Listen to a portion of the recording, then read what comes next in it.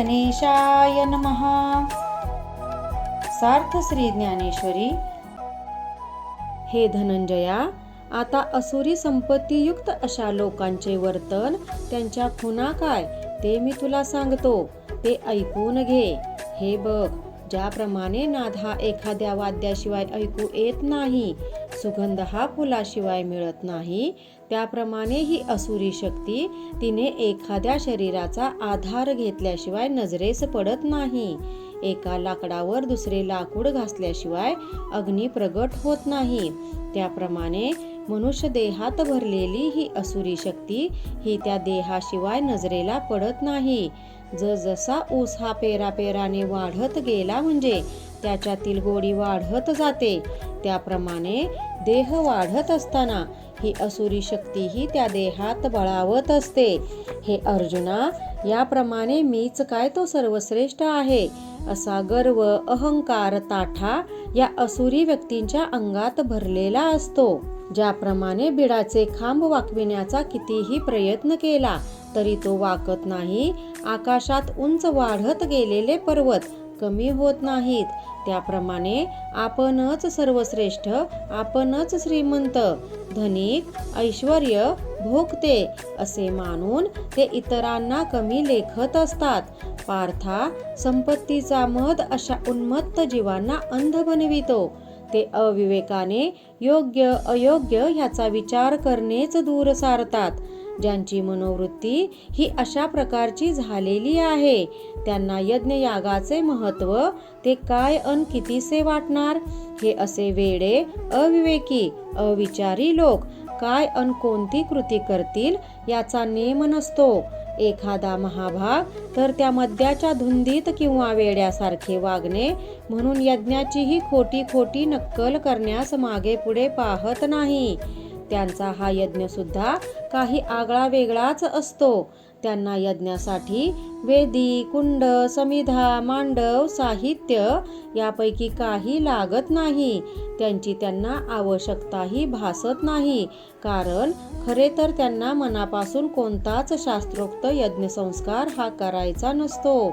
देव, ब्राह्मण यांची नावे जरी साधी वाऱ्याबरोबर ह्यांच्या कानी पडली तरी ती त्यांना अप्रिय असतात. जिथे हा असा आदर असेल तिथे देवदेवता अन विप्रजन तरी काय येतील. पण जसे शहाणे लोक आपल्या स्वार्थासाठी मेलेल्या वासराच्या पोटात पेंढा भरतात, ते वासरू गायी पुढे नेतात आणि त्या गायीचे दूध काढून घेतात, त्याप्रमाणे हे नाटकी यज्ञ प्रयोजनाच्या निमित्ताने. उलट आपला जर काही स्वार्थ लाभता आला, साधता आला तर ते पाहतात, लोकांकडून धन लुबाडतात. त्याप्रमाणे ते खोट्या यज्ञाच्या नाटकापायी खऱ्या मुक्या प्राण्यांचे प्राण घेण्याची इच्छा बाळगतात. असे हे दांभिक, अहंकारी लोक मग आपणच श्रेष्ठ आहोत, दीक्षित आहोत, अधिकारी आहोत असा आपल्याच नावाचा डंका वाजवून जगात खोटी प्रसिद्धी मिळवण्याचा प्रयत्न करतात. हे दीक्षितपणाच्या श्रेष्ठत्वाने, महत्वाने त्यांचा गर्व, अहंकार अधिकच वाढतो. काळ्या कुट्ट अशा अंधारावर आणखीन काळोखपणाचे थर चढावेत, तसे अशा या वर्तनाने त्यांच्या अंगीची मूढता, अज्ञान, वृथा अभिमान हा अनावश्यक असा वाढत जातो. आपल्यापेक्षा अन्य कोणी बलवान नाही, सामर्थ्यशील नाही असे त्यांना वाटू लागते. त्यांच्या अंतरंगीच्या अहंकाराचा दर्प सागरासारखा विस्तारू लागतो. अनावर अनमर्यादा सोडून उचंबळू लागतो. अहंकाराचा दर्प वाढला की कामाचे पित्त उसळते, त्याचे रूपांतर क्रोधाच्या भडाग्नीत होते. ऐन उन्हाळ्यात उष्णतेने तुपाच्या कोटारास आग लागावी, त्यातच बेफाम सोसाट्याचा वारा सुटावा, तसे अहंकाराचे प्राबल्य वाढले. दर्प, काम, क्रोध गुरफटला, या सगळ्यांचे ऐक्य झाले की मग हे असुरी लोक आपल्या इच्छेप्रमाणे नाना प्रकारच्या हिंसा करण्यास प्रवृत्त होतात. प्रथम हे असुरी प्रवृत्तीचे लोक जारण मारण मार्गास लागून रक्त मांस यांचा खर्च करतात. ते स्वदेहास कष्ट करून घेत असतानाच पर्यायाने मलाही ते त्रास भोगावे लागतात. ते या अघोरी जारण मारण विद्येने ज्यांना ज्यांना पीडा देतात त्यांच्या देहातला मी हा सुद्धा त्याने पीडित होतो. जरी एखादा भाग्यवान जीव या तपापासून सुटला तरी तो त्याच्यावर दोषारोप करून शब्दशस्त्रांनी त्यास पार घायाळ करून टाकतात. पुण्यवान सती, सत्वशील पुरुष, उदारदाता, घोर जपी तपी अन संन्यासी, माझे भक्त, पूजक, साधक, उपासक किंवा यज्ञयागांनी पवित्र झालेली मला निवासप्रिय अशी जी स्थाने आहेत त्यांची निंदा करून त्यांच्यावर शब्दाचे कटू बाण सोडून त्या तीक्ष्ण बाणांनी त्यांना पीडा करतात, वाईट बोल लावतात. हे अर्जुना, अशा प्रकारे जे माझ्याशी माझ्या भक्तांशी असे गैरवर्तन करतात त्यांच्याशी मी कोणत्या न्यायाने वागतो ते आता ऐक. मनुष्य देह धारण करून जगात जन्माला येऊन जे आपला माणूस धर्म विसरतात त्याचे माणूसपण हिरावून घेऊन मी त्यांना या हिंसक पशुत्वातच ठेवतो. क्लेशरूपी गावातील सर्व घाण जिथे साचते, संसाररूपी नगरातील घाण जिथे वाहत येते, त्या तामसी असुरी अनहिंस योनीत अशा मूर्खांना मी लोटीत असतो. जिथे भूक लागली तरी खायला साधे गवतही मिळणार नाही अशा वाघ, विंचू, इतर प्राणी राहतात त्या योनीत त्यांना ढकलून देतो. त्या योनीत भुकेने व्याकुळ झाल्यावर ते स्वतःच्याच देहाचे लचके तोडून खातात. त्यांना परत परत तिथे त्याच योनीत जन्म घ्यावा लागतो. किंवा अशा व्यक्तींना स्वतःच्या अंगातील विषाने सारे अंग जळत असणाऱ्या पण बिळात अडकून पडलेल्या सर्पाप्रमाणे मी त्यांची अवस्था करतो.